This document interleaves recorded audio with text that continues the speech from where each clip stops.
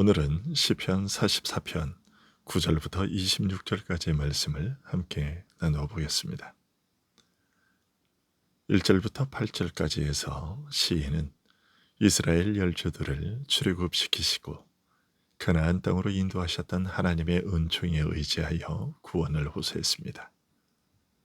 이어서 시인은 오늘 본문인 9절에서부터는 현재 이스라엘 민족 전체가 당한 위기의 상황을 아뢰면서 구원을 호소합니다. 먼저 시인은 이스라엘이 처한 지금의 상황에 대해 이렇게 아뢰고 있습니다. 9절입니다. 그러나 이제는 주께서 우리를 버려 욕을 당하게 하시고 우리 군대와 함께 나아가지 아니하시나이다. 지금의 어려움은 하나님께서 자신들과 함께하지 않으시기 때문에 빚어진 일이라고 말하고 있습니다. 또 10절입니다. 주께서 우리를 대적들에게서 돌아서게 하시니 우리를 미워하는 자가 자기를 위하여 탈취하였나이다. 전쟁에서 패배하여 뒷모습을 보이며 도망하게 되었다라는 것입니다. 또 말합니다.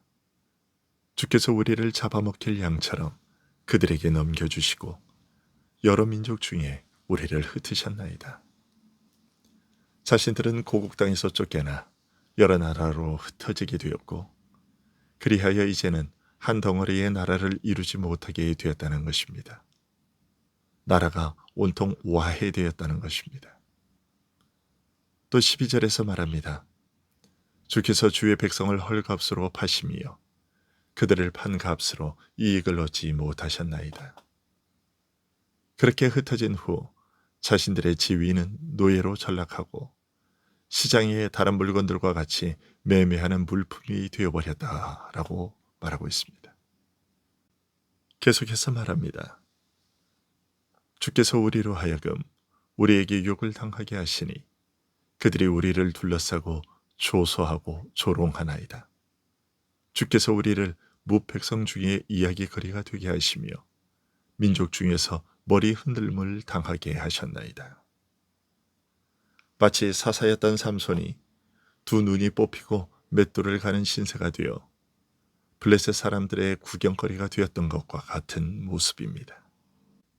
이스라엘이 처한 이런 상황에 대하여 시인은 다음과 같이 말합니다. 15, 16절입니다. 나의 능욕이 종일 내 앞에 있으며 수치가 내 얼굴을 덮었으니 나를 비방하고 욕하는 소리 때문이요 나의 원수와 나의 복수자 때문이니이다. 이스라엘이 조금도 쉴 새 없이 원수들에 의해 무리함과 비난을 받고 있는데 이스라엘 민족 전체가 당하고 있는 이 수치는 곧 시인 자신의 개인적인 수치이기도 하다고 말하고 있습니다. 그런데 시인은 9절부터 14절에 이르기까지 매 절마다 이 모든 일을 주께서 행하신 것이라고 말하고 있습니다. 언뜻 이 모든 어려움이 하나님의 탓이라며 하나님을 원망하는 것처럼 보입니다. 하지만 원망이 아닙니다. 하나님의 섭리 가운데 벌어진 일임을 인식하고 그러기에 이 난관을 해결하실 분도 하나님이시라는 확신을 근제에 깔고서 하는 말입니다.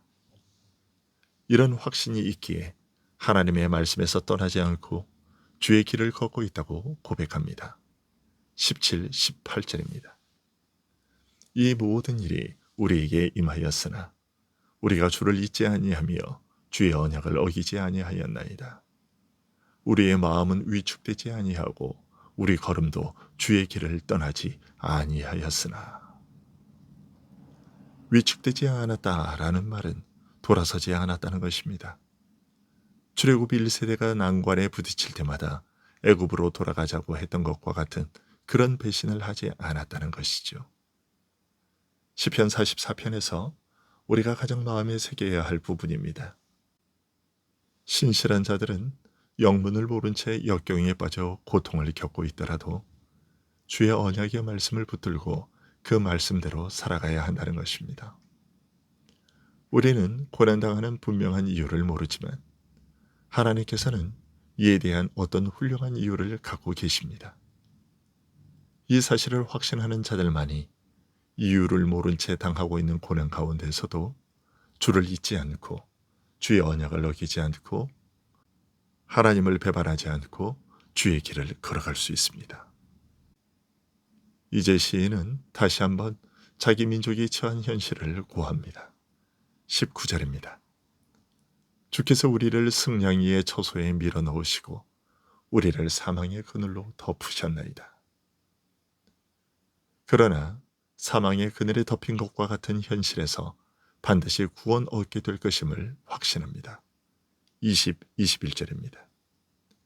우리가 우리 하나님의 이름을 잊어버렸거나 우리 손을 이방신에게 향하여 폈다면 하나님이 이를 알아내지 아니하셨으리이까.